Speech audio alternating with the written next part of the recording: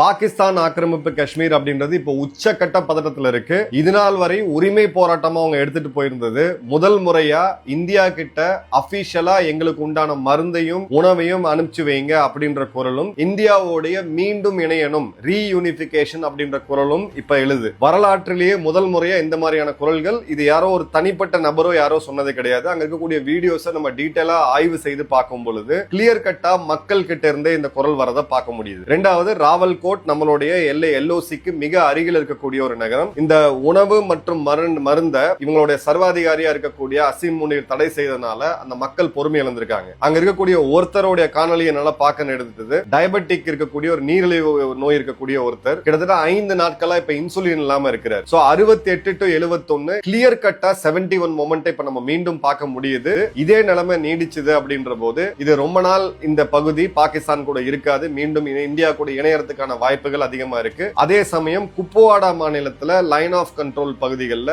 போர் நிறுத்தத்தை மீறி பாகிஸ்தான் இப்ப துப்பாக்கி சூடு நடக்கிறாங்க.